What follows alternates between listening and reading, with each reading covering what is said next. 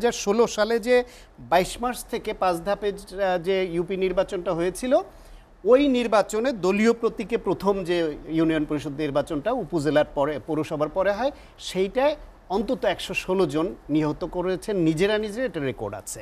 একমুখী সরকার হওয়ায় দেশের কি ক্ষতি হয়েছে সেই প্রশ্নটা তুলেছেন। এই প্রশ্নের উত্তর গত এক সপ্তাহে বিভিন্ন কলাম লেখা এর মধ্যে আছে। আপনি জানেন যে আজকেই একটা 5 স্টার হোটেলে ঢাকা বিশ্ববিদ্যালয়ের উন্নয়ন অধ্যয়ন বিভাগ এবং বণিক বার্তা পত্রিকার একটা 2 দিনব্যাপী ইন্টারন্যাশনাল সেমিনার ছিল।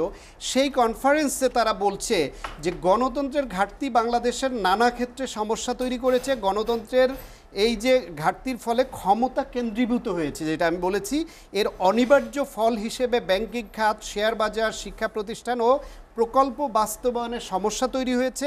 জাতীয় পার্টির একটা সুবিধা আছে, সেটা হলো হোসেন মোহাম্মদ এরশাদকে যে স্বৈরাচার বলে যে গালিটা দেয়, যদি চোখের সামনে তার থেকে আরও একটি বড় স্বৈরাচারকে গালি দেওয়ার মতো সরকার ক্ষমতায় থাকে, তাহলে হোসেন মোহাম্মদ এরশাদের ওই স্বৈরাচারিটা শিশু স্বৈরাচার হয়ে যায়।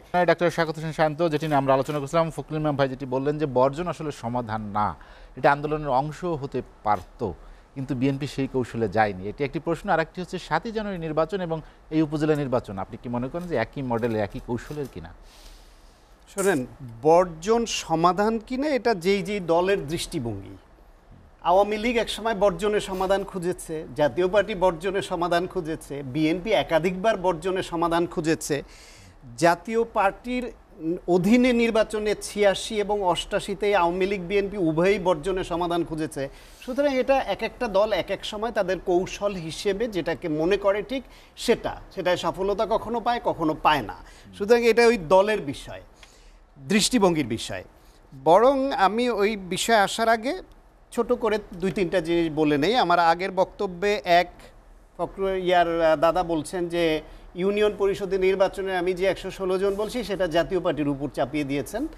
এখন তো সব কিছু হাতের কাছে সার্চ দিলেই বের হয়ে আসে। সুজনের গবেষণাপত্র আছে এটার উপর। 2016 সালে যে 22 মার্চ থেকে 5 ধাপে যে ইউপি নির্বাচনটা হয়েছিল, ওই নির্বাচনে দলীয় প্রতীকে প্রথম যে ইউনিয়ন পরিষদ নির্বাচনটা উপজেলার পরে পৌরসভার পরে হয়, সেইটায় অন্তত 116 জন নিহত করেছেন নিজেরা, এটা রেকর্ড আছে। গেল একটা। সুতরাং এটা আমি সন্তারিক বলি নেই বলে সেটা জাতীয় পার্টির উপর চাপিয়ে দিয়েছিলেন দাদা, এটা ঠিক না। দ্বিতীয় কথা হচ্ছে যে আমি তো আসলে শম্ভুদার আসনের লোকও না, আর আমি ওখানে ওনার সঙ্গেও ছিলাম না। আমরা সংবাদ মাধ্যম থেকে নেই। প্রথম আলোর হেডলাইন হচ্ছে 10 জানুয়ারি 2024-এর, যেটা ভোটে কারচুপি ও অনিয়মের অভিযোগ দিলেন নৌকার প্রার্থী শম্ভু। ঢাকা পোস্ট, বরগুনা 1 আসনের ফলাফল প্রকাশে অনিয়মের অভিযোগ নৌকার প্রার্থীর। আপনার ডেইলি স্টার বাংলার রিপোর্ট, বরগুনা 1 আওয়ামী লীগের 3 স্বতন্ত্রের চাপে নৌকার ধীরেন্দ্র শম্ভু। এটা হলো নির্বাচন আগের। বিবিসিতে একটা রিপোর্ট বিস্তারিত আছে, সংসদ নির্বাচন 2024 নির্বাচনে যেসব অনিয়ম দেখছেন নৌকার পরাজিত প্রার্থীরা, এখানে সবার ছবি সহ সবার বক্তব্য আছে, তার মধ্যে শম্ভু দাদার বক্তব্যও আছে। আজকের পত্রিকা, ভোটে হেরে জেলের রিটার্নিং কর্মকর্তা বরাবর কারচুপির অভিযোগ শম্ভুর। এরকম সমস্ত পত্রিকার মানব জমিন, বাংলাদেশের এমন কোনো সংবাদ মাধ্যম নাই যাতে এইসব হেডলাইন কয়েকদিন ধরে আসেনি। তার কোনোটার প্রতিবাদ করেছেন, বলছেন এরকমও দেখিনি। এবং রিপোর্টে বিস্তারিত লেখা আছে যে 18টি রেজাল্ট শিট পর্যন্ত অ্যাটাচমেন্ট দিয়েছেন ওই লিখিত অভিযোগের সঙ্গে, যেখানে ওনার এজেন্ট উপস্থিত ছিল না, সই নেয় নাই, এবং কিভাবে প্রশাসন তাকে কারচুপি করে রেজাল্ট পাল্টে দিয়ে হারিয়েছে এই অভিযোগ করেছেন বলে সমস্ত সংবাদ মাধ্যম এসছে। তার বিরুদ্ধে কি আইনগত ব্যবস্থা নিয়েছেন, কি বিবৃতি দিয়েছেন, প্রতিবাদ করেছেন বা বিবৃতি দিয়ে বলছেন আমি এটা বলিনি, এটা আমার চোখে পড়ে নাই। যদি থাকে দাদা পরের বার বের করে দেখাতে পারেন। আর একটা গুরুতর যেই বিষয়টা আসলে যেটা একাডেমিক ডিসকাশনের দাবি রাখে, সেটি হচ্ছে যে এই যে একমুখী সরকার হওয়ায় দেশের কি ক্ষতি হয়েছে সেই প্রশ্নটা তুলেছেন। এই প্রশ্নের উত্তর গত এক সপ্তাহে বিভিন্ন কলাম লেখা এর মধ্যে আছে। আপনি জানেন যে আজকেই একটা 5 স্টার হোটেলে ঢাকা বিশ্ববিদ্যালয়ের উন্নয়ন অধ্যয়ন বিভাগ এবং বণিক বার্তা পত্রিকার একটা 2 দিনব্যাপী ইন্টারন্যাশনাল সেমিনার ছিল। সেই কনফারেন্সে তারা বলছে যে গণতন্ত্রের ঘাটতি বাংলাদেশের নানা ক্ষেত্রে সমস্যা তৈরি করেছে। গণতন্ত্রের এই যে ঘাটতির ফলে ক্ষমতা কেন্দ্রীভূত হয়েছে, যেটা আমি বলেছি, এর অনিবার্য ফল হিসেবে ব্যাংকিং খাত, শেয়ার বাজার, শিক্ষা প্রতিষ্ঠান ও প্রকল্প বাস্তবায়নের সমস্যা তৈরি হয়েছে। এবং তারা বলেছেন কিভাবে দুর্নীতি প্রাতিষ্ঠানিক ম্যানেজমেন্টের অংশ হয়ে গেছে এই এককেন্দ্রীভূত হওয়ার ফলে। হোসেন জিল্লুর রহমান সহ অনেক এমিনেন্ট সিটিজেন এখানে বক্তব্য রেখেছেন, তারা বলেছেন। এই দেখেন গতকালেরই আজ 6 মে সমকালের একটি রিপোর্ট, আমরা একটি প্রতারণামূলক বাস্তবতার মধ্যে আছি, দেবপ্রিয় ভট্টাচার্য লেখা, অত্যন্ত যুক্তি নির্ভর ভালো লেখা এবং অনেক উদাহরণ এখানে এনেছেন। সেখানে বলছে যে আমাদের বৈদেশিক এবং আভ্যন্তরীণ ঋণ এই মুহূর্তে দুটো মিলিয়ে মাথাপিছু এখন প্রায় 1.5 লাখ টাকা ঋণ, মাথাপিছু ঋণের পরিমাণ 1.5 লাখ টাকা, যা 3 বছর আগে ছিল 1 লাখ টাকা। 1 লাখ টাকা হতে 50 বছর লাগলো, মাত্র 3 বছরে সেটা 50,000 টাকা বেড়ে গেল কেন, সেই প্রশ্ন তিনি তুলেছেন। 3 বছর আগেও ঋণ পরিশোধের রাজস্ব ব্যয় হয়তো 26%, যেটা এখন 34% উন্নীত হয়েছে। এই যে বিদেশি ঋণ নির্ভর হয়ে পড়েছি আমরা। এইখানে বিভিন্ন যে প্রাতিষ্ঠানিক সমস্যা দেখেন, যে আপনার এই বিশ্ব ব্যাংক, IMF, মুডিস, S&P এরা সবাই আমাদের গ্রিন জোন থেকে, নিরাপদ জোন থেকে এখন ব্রাউন জোন বা আশঙ্কাজনক পরিস্থিতিতে আছে, ওই জোনে ফেলে দিয়েছে। এই অর্থনৈতিক অব্যবস্থাপনা, চুরি, লুটপাট এর সবের কারণে।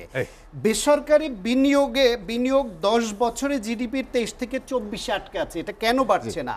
বিদেশি বিনিয়োগও কেন বাড়ছে না? একটু সংক্ষেপে শেষ করতে দেন বলি। এই প্রশ্নগুলি তুলেছেন। এবার সরকারের ফাইন্ডিংসটা বলি। সাম্প্রতিককালে বাংলাদেশ পরিসংখ্যান ব্যুরো, সরকারি প্রতিষ্ঠান না, তাদের যে স্ট্যাটিস্টিক্স দিছে সেটা বলছে গত 2 বছরে মানুষের গড়ায়ু কমেছে, শিশু মৃত্যু হার বেড়েছে, জনশক্তির জরিপ অনুসারে বেকারের সংখ্যা বেড়েছে, শিক্ষিত বেকার তরুণের সংখ্যা বেড়েছে, 25% বেশি মানুষ খাদ্যদ্রব্য কিনতে ঋণ করতে হয়, সেটাও দিয়েছে। কারা দিয়েছে? বাংলাদেশ পরিসংখ্যান ব্যুরো, সরকারি প্রতিষ্ঠান, যারা লুকিয়ে ছাপিয়ে সরকারকে বাঁচায়। তাদের স্টেটমেন্ট যদি এই হয়, তাহলে প্রকৃত অবস্থা কতটা ভয়াবহ দেখেন। শুধুমাত্র বিরাজনীতিকীকরণ, লুটপাট, ক্ষমতা দখল করে রাখা, সব কিছু এককেন্দ্রিক করা, দেশের ব্যবসায়ী গোষ্ঠীকে দলীয় গোষ্ঠীর মতো চালানো, টাকা পাচারের রেকর্ড করা, এইসব করে দেশকে এরকম ভার্নারেবল করেছে এই অপরাজনীতি। যে কারণ ওই যে প্রশ্ন তুলেছেন যে এই এককেন্দ্রীভূত হওয়ায় দেশের কি ক্ষতি হয়েছে, আরও বিস্তারিত চাইলে আরও তথ্য দিই। ডক্টর সায়ন্ত, আমি আপনার কাছে আবার আসবো। মেম্বার যে কথাটি, যে একদিকে আমরা গণতন্ত্র চাইবো, আবার ভোটারদের ভোট কেন্দ্রে আসতে না করব, বিষয়টি কন্ট্রাডিক্টরি কিনা, মানে একজন বিপরীতমুখী কিনা? আমার তো মনে হয় ফখরুল ইমাম ভাই নিজের এই কথাটা তার বেলায় কন্ট্রাডিক্টরি। 1996 সালের ফেব্রুয়ারিতে জাতীয় পার্টি যখন বিএনপির অধীনে নির্বাচনটা বয়কট করলো আওয়ামী লীগের সঙ্গে, জামায়াত ইসলামী, জাতীয় পার্টি এবং আওয়ামী লীগ মিলে, তখন কি ওনারা জনগণকে ভোট দিতে আসতে না করেন নাই? ওনারা কি একজোট হয়ে আওয়ামী লীগের যে জ্বালা পোড়াও, মানুষ খুনের যে উৎসব, তাতে কি দ্বিমত করেছেন কখনো? বা ওই আন্দোলনে কি ওনারা ছিলেন না শরীক? ছিলেন তো। সুতরাং যখন ওই তাদের পক্ষে যাবে, তখন এটা কন্ট্রাডিক্টরি না? 96 ফেব্রুয়ারিতে আওয়ামী লীগের জোটে একসঙ্গে ছিল না জাতীয় পার্টি, জামায়াত ইসলাম ছিল না, সব আন্দোলন তারা যুগপৎ আন্দোলন করেনি। জাতীয় নির্বাচনে করেছে তো 1986 সালে বিএনপি এবং তাদের সঙ্গে অনেকে বয়কট করেছিল। শেখ হাসিনা জাতীয় যে বেইমান হবে, যে যাবে, এটা চিটাগাংয়ের লালদিঘিতে ঘোষণা দিয়ে এসেও আবার সমঝোতার ভিত্তিতে নির্বাচনে গিয়েছিলেন। কিন্তু 88 সালে তো এরশাদ সাহেবের বিরুদ্ধে ওই নির্বাচন আওয়ামী লীগও বয়কট করেছিল। এই বাংলাদেশে যেটা আগেও বলেছি, আমাদের পলিটিশিয়ানদের সমস্যা হলো যখন যেটুকু তার পক্ষে যাবে ওটুকু বলেন। আমি বরং সব নিউজ তো দেখার সুযোগ হয় না সব সময়। আমি ভাবছিলাম, এই প্রশ্নটা এখনো মনে আছে, যে ফখরুল ইমান ভাই কি জাতীয় পার্টিতে এখনো আছেন কি না, না অবসরে গেছেন, নাকি আওয়ামী লীগে জয়েন করেছেন। কারণ ওনার দলের চেয়ারম্যান এবং মহাসচিবের এই নির্বাচন নিয়ে যে বক্তব্য এবং যে ফাইন্ডিংস পাচ্ছি, তার ধারে কাছেও তো তিনি নাই। তারা বলছেন এটা কোনো নির্বাচনই হয় নাই, এই নির্বাচনে তাদেরকে এনে জবাই করা হয়েছে, কারচুপি করে হারানো হয়েছে, কিভাবে সেই বিস্তারিত বিবরণ দিচ্ছেন, এবং এটা কোনোভাবে নির্বাচন বলতেই রাজি নন। তবে যদি কৌশলগত কারণে বলেন যে নির্বাচন করতে হবে যাতে অন্য কেউ আসতে না পারে, জাতীয় পার্টির একটা সুবিধা আছে, সেটা হলো হোসেন মোহাম্মদ এরশাদকে যে স্বৈরাচার বলে যে গালিটা দেয়, যদি চোখের সামনে তার থেকে আরও একটি বড় স্বৈরাচারকে গালি দেওয়ার মতো সরকার ক্ষমতায় থাকে, তাহলে হোসেন মোহাম্মদ এরশাদের ওই স্বৈরাচারিটা শিশু স্বৈরাচার হয়ে যায়। এটা তাদের ইমেজগত দিক থেকে লাভ। সেই কৌশল থেকে বলেন কিনা জানি না, রিয়ালিটি এইটা। আলোচনা শেষ এরপরে বলি আমি, ওই আওয়ামী লীগ হোক বা যারা একটু বিএনপি বিরোধী, কোনো লজিক যখন থাকে না, কথা থাকে না হাতে, তখন অপ্রাসঙ্গিকভাবে জিয়াউর রহমানকে দুইটা গালি দিয়া আলোচনাটা ওই দিকে নিতে চান। জিয়াউর রহমান নাকি দেশের সমস্ত গন্ডগোল শুরু করছে। হ্যাঁ, তো ওনাদের গন্ডগোল তো শুরু করছেই। এই বাকশালের বারাভাতে জিয়াউর রহমান ছাই ঢালছে না, না হলে বহুদলীয় গণতন্ত্র যদি না আনতো, সেই বাকশাল চালাতে পারতো। আজকে নতুন করে আবার আওয়ামী লীগের মরকে নতুন করে এই যে বাকশাল কায়েম করতে কত কাঠখড় পোড়াতে হচ্ছে, এটা তো হতো না। সুতরাং জিয়াউর রহমান তো ওনাদের কাছে খারাপ হবেনি।